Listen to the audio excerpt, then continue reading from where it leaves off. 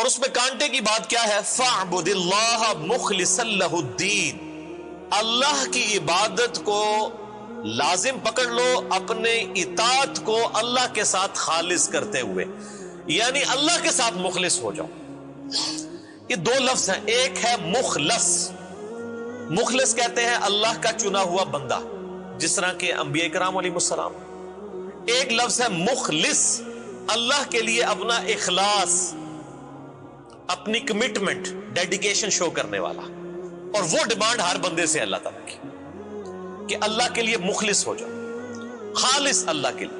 قل ان صلاتي ونسكي ومحياي ومماتي لله رب العالمین، اب محمود صلی اللہ علیہ وآلہ وسلم فرما دیجئے کہ بے شک میری نماز، میری قربانی، میرا جینا، میرا مرنا سب اللہ کے لیے۔ تو اس صورت میں یہ لفظ بار بار ریپیٹ ہوگا کہ اپنے دین کو خالص کر لو اللہ کے لیے، عبادت خالص اللہ کے لیے کرو، بار بار توحید کا یہ درس جو ہے ریپیٹ کیا جائے گا۔ یعنی اللہ تعالیٰ اپنی توحید اور اپنی عبادت میں کسی بھی شخص کو، کسی بھی بڑی سے بڑی ہستی کو شریک کرنے کے لیے تیار نہیں ہے، خالصتاً اللہ کے لیے عبادت کرنی ہے۔ کوئی جن، کوئی فرشتہ، کوئی پیغمبر کسی بھی حوالے سے اللہ کی عبادت میں، اس کے ساتھ کمٹمنٹ میں شریک نہیں کیا جا سکتا اس نام کے اوپر کہ بھئی یہ ہستیاں بھی تو ہمیں اللہ کے قریب ہی کرتی ہیں، اللہ اللہ کیے جانے سے اللہ نہ ملے گا، اللہ والے ہیں جو اللہ سے ملا دیتے ہیں، اس قسم کے اوٹ پٹانگ قسم کے اشعار پڑھ کے اور اللہ تعالیٰ کی توحید کے اوپر حملے کرنا یہ بہت بڑا جرم ہے۔ اور اس جرم کے اوپر سخت ترین آیات قرآن حکیم میں جس صورت میں آئی ہیں وہ اسی میں۔ اب دیکھیں یہ اخلاص کا لفظ ہے، اگلی پھر آیت دوبارہ دیکھیں، الا للہ الدین الخالص، آگاہ ہو جاؤ، بی اٹینشن۔ یہ الا کہتے ہیں کہ کنو کٹ لو، یہ گل پنجابی میں اس کا صحیح ترجمہ ہوتا ہے الا، بی اٹینشن، آگاہ ہو جاؤ، اٹینٹو ہو جاؤ، للہ الدین الخالص، کہ دین صرف اللہ کے ساتھ خالص ہے، بس اور کسی کے ساتھ اس کو منسوب نہیں کرنا۔ والذین اتخذوا من دونہ اولیاء، اور وہ لوگ جنہوں نے اللہ کے مقابلے پہ اور اولیاء بنا رکھے ہیں۔ دیکھ لو اولیاء ہر جگہ آتے ہیں، کہتے ہیں اولیاء بھی بڑی شان ہے، اولیاء بھی ہیں، وہ اولیاء اللہ ہیں۔ صرف اولیاء کا لفظ جب بھی قرآن میں آیا ہے نا وہ اللہ کے مخالفین کے لیے آیا ہے۔ من دونہ اولیاء، جو لوگوں نے اللہ کے مقابلے پر اور اولیاء گھڑ لیے ہیں، تو لوگ یہ دعویٰ کرتے ہیں ما نعبدہم الا لیقربونا الی اللہ زلفیٰ، وہ کہتے ہیں کہ ہم ان ہستیوں کی عبادت صرف اس لیے کر رہے ہیں کہ یہ ہستیاں ہمیں اللہ کے قریب کر دیں گی۔ لو جی کو گل سمجھ آئی دے، سیم بیماری میں نے کہا تھا نا، سخت ترین آیات قرآن حکیم میں اللہ تعالیٰ فرماتا ہے جب ہم خالص دین کی بات کرتے ہیں نا تو خالص دین کی رکاوٹ سب سے بڑی کون سی چیز ہے؟ وہ ہستیاں جن سے لوگ اللہ کی وجہ سے محبت کرتے ہیں۔ اگر کوئی شیطان کو اللہ کے ساتھ شریک کرے گا تو کس نے اس کو اپریشیٹ کرنا ہے؟ مجھے بتائیں، کوئی شیطان کو اللہ کے ساتھ شریک کر رہا ہوگا تو آگے سے سوال کیا جائے یار یہ شیطان کو اللہ کے مقابلے پہ کیوں لا رہے ہو، تو وہ کوئی یہ کہے گا کہ جی ہم تو اس لیے کہہ رہے ہیں تاکہ شیطان کے ذریعے ہم اللہ کا قرب حاصل کر لیں۔ ایکسیپٹنس ہی کو نہیں ہونی بھائی۔ اللہ کے مقابلے پہ وہی ہستیاں ہمیشہ کھڑی کی جائیں گی جو اللہ کی محبوب ہوں گی، پیغمبر، فرشتے۔ حضرت عیسیٰ علیہ السلام کو، یعنی دنیا میں سب سے ننگا شرک اگر ہوا ہے نا تو وہ نبیوں کے ماننے والوں میں ہوا ہے۔ عیسائیت کو آپ دیکھ لیں، اتنا ننگا شرک کسی اور نے نہیں کیا کہ انہوں نے کہا begotten son of God، Jesus Christ is begotten son of God۔ عیسیٰ ابن مریم اللہ کے صلبی بیٹے ہیں، جس طرح مرد و عورت کا تعلق ہوتا ہے نعوذ باللہ من ذالک، صلبی بیٹے۔ 2.25 ارب عیسائیوں کا یہ عقیدہ ہے آلموسٹ، ان میں سے چلیں آپ کہہ لیں کہ 40% وہ ہیں جو کہ ان کو خود ہی رب کلیم کر رہے ہیں، پروٹیسٹنٹ، اور کیتھولک ان کو کہتے ہیں begotten son of God۔ تو اللہ تعالیٰ فرماتا ہے جب آپ ان سے بات کرو گے نا کہ اللہ کے مقابلے بھی ہستیاں کیوں لا رہے ہو، دین تو خالص اللہ کے لیے کرو، تو آگے سے جواب دیں گے ما نعبدہم الا لیقربونا الی اللہ زلفیٰ، ہم تو ان کی عبادت نہیں کر لیں مگر صرف اس لیے کہ یہ ہمیں اللہ کے ہی اور قریب کر دیں گے۔ او جی یہ بھی تو اللہ نہیں بندے نے نا جی، پیچھے تو اللہ ہی ہے نا جی۔ یعنی جب ہم کہتے ہیں غیر اللہ کو پکارو، کہتے ہیں پیچھے تو اللہ ہی ہے نا۔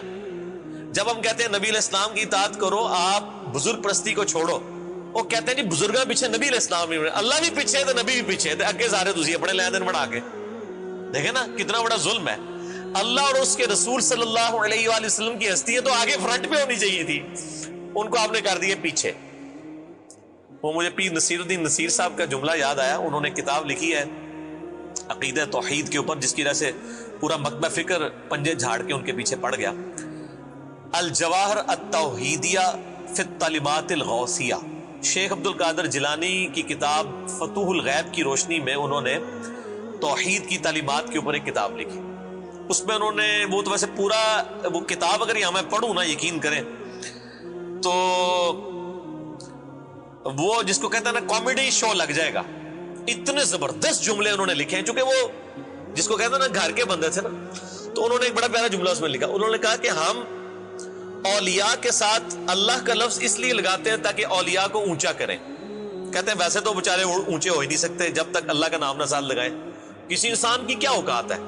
جس شخص کی پیدائش ایک منی کے گندے قطرے سے ہوئی ہے وہ شخص کتنی اونچی پڑوان بھر سکتا ہے؟ کہتے ہیں ہم اولیاء کے نام کے ساتھ اللہ کا لفظ لگاتے ہیں تاکہ اولیاء کو اونچا کریں۔ اولیاء اللہ بن جاتے ہیں پھر وہ ہو جاتے ہیں اونچے۔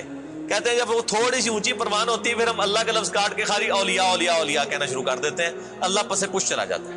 اور یہ پریکٹیکلی واقعی ایسے ہو رہا ہے، یعنی جتنی ہستیوں کی آپ کو روب ڈلوا رہے ہوتے ہیں کس بنیاد پہ یہ روب کلیم کر رہے ہوتے ہیں؟ اللہ کی ذات کی بنیاد پہ کہ جی اللہ نے طاقتیں دی ہیں، اللہ ہی ہے۔ اور جیسے ہی آپ ان کے سامنے کہیں کہ اللہ سے مانگنا چاہیے، ساتھ ہی ان کے چہرے مرجھانے شروع ہو جاتے ہیں۔ بھئی اللہ کے نام کی بنیاد کے اوپر ہی آپ نے ان ہستیوں کے اتنے ان کے نام کے اوپر چندے اکٹھے کیے، آپ نے خانقاہیں سجائیں، آپ نے لوگوں کو اپنے ساتھ لگایا انہی ہستیوں کے نام کے اوپر، اور ان کو کیسے اونچا کیا؟ اللہ کا نام لگا کے۔ اور جب اللہ کی بات کرتے ہیں جس کی وجہ سے آپ نے ان کو اونچا کیا تھا تو آپ کے چہرے جی تسی ولیاں نہیں مانتے جی، تسی بزرگاں نہیں مانتے جی، وہ یہ پھر شروع کر دیتے ہیں۔ اور یہاں پہ بھی دیکھیں اللہ ہمارا جب ان کو کہا جاتا ہے کہ ان ہستیوں کے پیچھے تم پڑے ہوئے ہو، تو وہ کہتے ہیں ہم تو اس لیے چاہتے ہیں کہ یہ ہمیں اللہ کے قریب کر دے گی۔ یعنی چاہے عبادت اس شکل میں ہو کہ کسی کی عبادت ڈائریکٹ کی جائے اس کو پوچھ کے، ایک عبادت کی دوسری شکل ہے اس سے مدد مانگنا، ایاک نعبد و ایاک نستعین، کیونکہ الدعاء هو العبادہ۔ ہم نہیں کہتے کہ مسلمان جو ہے وہ پیروں فقیروں کو سجدے کر رہے ہیں جا کے خدا سمجھتے ہوئے، تعظیمی کر رہے ہیں، وہ حرام ہے۔ لیکن جب وہ ان کو مشکل کشائی کے لیے پکارتے ہیں نا، وہاں پہ توحید کی وائلیشن ہو جاتی ہے، کیونکہ ایاک نعبد و ایاک نستعین، عبادت بھی اللہ کی ہے، مدد کے لیے آپ نے اللہ ہی کو پکارا۔ اس میں مسئلہ نمبر 3 ہے میرا، دعا صرف اللہ ہی سے، اور اسی کی ایکسٹینشن ہے مسئلہ نمبر 43 وسیلہ اور توسل کے صحیح احکام و مسائل، جسے شوق ہو تو وہ دیکھیں۔ ان اللہ یحکم بینہم فی ما ہم فیہ یختلفون، بے شک اللہ تعالیٰ قیامت والے دن ان کے درمیان جھگڑے کا فیصلہ فرما دے گا جس میں دنیا میں اختلاف کرتے تھے۔ ان اللہ لا یہدی من ہوا کاذب کفار، بے شک اللہ کبھی اس کو ہدایت نہیں دیتا کہ جو جھوٹا اور ناشکرا ہو۔ بیسیکلی اللہ کے جو ناشکرے لوگ ہیں نا اور جھوٹے عقائد کے اوپر مبنی وہ اپنی توہمات کو لے کے چل رہے ہیں، ان کو کبھی ہدایت نہیں ملے۔ آپ ان کے سامنے قرآن کی ساری آیات رکھ دیں، ساری حدیث رکھ دیں، کبھی بات ماننے کے لیے تیار نہیں ہوں گے، کیونکہ اللہ تعالیٰ ماتا ہے ہم نے اس کو ہدایت دینی نہیں ہے، جو جھوٹے ہیں اور جو ناشکر ہیں اللہ کے۔ لو اراد اللہ ان یتخذ ولدا، اگر اللہ کا ارادہ ہوتا ہے کہ کسی کو اپنا بیٹا چن لے، لاصطفیٰ مما یخلق ما یشاء، تو وہ جس کو بھی چنتا تو وہ اپنی مخلوق میں سے ہی چنتا، وہ الہ کبھی نہ مان سکتا، وہ اللہ کی مخلوق ہی ہوتا، آنری طور پہ اللہ تعالیٰ اس کو بیٹا چن لیتا۔ جیسا کہ جیوز اور کرسچنز کی جو کتابوں میں آپ کو سن آف گاڈ جو ہے وہ اللہ کی مخلوق کے لیے بھی ملے گا۔ ہم اردو میں بھی ایک جملہ بول رہے ہوتے ہیں کہ مخلوق اللہ کا کنبہ ہے، ہم یہ بھی کہہ رہے ہوتے ہیں نا اللہ کا جی ہے، جو بھی کوئی زندہ چیز ہے۔ اور یہ یعنی محاورتاً بولنا کوئی غلط نہیں ہے، کیونکہ صحیح مسلم کے اندر اوپر تلے کئی ایک احادیث ہیں کہ نبی علیہ السلام فرماتے ہیں کہ قیامت والے دن اللہ تعالیٰ اپنے بندوں سے کہے گا کہ میرے بندوں میں بیمار تھا، تم نے میری بیمار کرسی کیوں نہیں کی؟ تو لوگ کہیں گے اللہ تو بیمار ہی نہیں ہوتا۔ اللہ تو فرمائے گا میرا فلاں بندہ بیمار تھا، تم نے اس کی عادت بھی نہیں کی جا کے۔ یعنی یہ صلہ رحمی کے پوائنٹ آف ویو سے بات ہوئی ہے، حالانکہ اللہ تعالیٰ بیمار نہیں ہوتا لیکن اللہ تعالیٰ اس کو تشبیہ دیتا ہے۔ اس طرح جیوز اور کرسچنز کی جو بک ہے اولڈ ٹیسٹمنٹ نیو ٹیسٹمنٹ، اس میں آپ کو یہ مخلوق کے اعتبار سے جو فادر ملے گا نا، حضرت عیسیٰ علیہ السلام کی احادیث بھی اس میں ملے گی کہ وہ کہتے ہیں میں اپنے آسمانی خدا سے کہوں گا میں اپنے آسمانی باپ سے کہوں گا. وہ باپ ان معنوں میں نہیں ہوتا, وہ کنبے کے معنوں میں ہوتا ہے. جیسے رب کا لفظ, رب کس کو کہتے ہیں؟ پالنے والے کو. قرآن میں رب کا لفظ جو ہے وہ بادشاہ کے لیے بھی, باپ ماں باپ کے لیے بھی استعمال ہوا ہے. رب ارحمہما کما ربیانی صغیرا, اے اللہ ان دونوں پر رحم فرما جس طرح بچپن میں انہوں نے مجھے پالا تھا. سیدنا یوسف علیہ السلام کے بارے میں سورہ یوسف میں آتا ہے کہ ایک خواب والے کو انہوں نے تعبیر بتائی کہ تم میں سے ایک شخص اپنے رب کو شراب پلائے گا. تو رب سے مراد آقا, پالنے والا. تو ماں باپ ظاہر اولاد کے لیے رب کا درجہ رکھتے ہیں, لیکن ایک رب وہ الرب, وہ تو ایک سپیریئر رب, اور ایک پالنے والے کے معنی. تو اللہ تعالیٰ فرماتا ہے اگر ہم نے کسی کو اپنی اولاد چننا ہوتا تو مخلوق میں سے ظاہر چنتا, کیونکہ لم یلد ولم یولد, سبحانہ, لیکن وہ تو پاک ہے. وہ اللہ الواحد القہار, وہ اکیلا ہے اور سب پہ چھایا ہوا ہے. یہ اس کی گہرائی آپ میں جب کھولوں گا تو آپ کو سمجھ آئے گی کہ اس جملے کے اندر کیا قیامت مثمر ہے. اللہ فرماتا ہے کہ اللہ تعالیٰ نے اپنا اگر بیٹا چننا ہوتا مخلوق میں سے کسی کو چن لیتا, لیکن مسئلہ یہ ہے کہ سبحانہ, وہ تو پاک ہے. پاک کس چیز سے؟ ہر عیب سے. انسان کے ساتھ ایک عیب ایسا جڑا ہے جس کی وجہ سے اسے اولاد کی ضرورت ہے, اور وہ عیب ہے موت. اس سے یہ خواہش ہوتی ہے کہ میرے مرنے کے بعد میرا مشن کوئی آگے لے کے چلے, اور یہ انسان کی بنیادی خواہش ہے, حتیٰ کہ پیغمبر اس خواہش سے آزاد نہیں ہے. حضرت زکریا علیہ السلام نے کیا دعا کی تھی؟ اللہ مجھے اولاد دے, میں بوڑھا ہو چکا ہوں, مجھے تو اپنا کوئی وارث ہی نہیں آگے نظر آ رہا جو اولاد یعقوب کا وارث ہو, جو ہماری تعلیمات کو آگے لے کے چلے. پھر اللہ تعالیٰ نے حضرت یحییٰ علیہ السلام کی بشارت دی. خود ہمارے محبوب صلی اللہ علیہ وآلہ وسلم کے جب بیٹے فوت ہوئے تو کافروں نے کہا دیکھو اس کا تو آگے کوئی مشن لے کے چلنے والا ہی نہیں. تو اللہ نے کیا کہا؟ انا اعطیناک الکوثر فصل لربک وانحر ان شانئک هو الابتر. آپ کا بیٹا تو کوئی نہیں ہوگا, لیکن آپ کا دشمن دم کٹا ہوگا. اللہ تعالیٰ آپ کو لاکھوں روحانی بیٹے دے گا جو آپ کا مشن آگے لے کے چلیں گے. اتنے بیٹے تو کسی پیغمبر کو نہیں ملے کہ آج پیغمبر کو دنیا سے گئے آلموسٹ 1450 سال ہونے والے ہیں, لیکن دنیا میں چلے میں کروڑوں تو نہیں دعویٰ کرتا, لاکھوں لوگ ایسے موجود ہیں جو اسی توحید پر ہیں جو نبی صلی اللہ علیہ وآلہ وسلم اپنی مبارک زندگی میں اپنے اصحاب کو دے کے گئے ہیں. اور دوسری طرف آپ دیکھ لیں موسیٰ علیہ السلام صرف 40 دن کے لیے کوہ طور پہ گئے, 70,000 اصحاب آپ کے بچڑے کو خدا بنا کر مرتد ہو گئے. وہاں پہ 40 دن کا گیپ, وہ بھی فوت نہیں ہوئے, صرف گئے تھے, پیچھے انہوں نے کام ڈال دیے. اور یہاں پہ 1500 سال ہونے والے ہیں اور لوگ اسی توحید کے اوپر قائم ہیں. تو یہ تو اللہ تعالیٰ نے اپنے نبی علیہ السلام کو ایک ایسی فضیلت دی ہے باقی پیغمبروں پہ.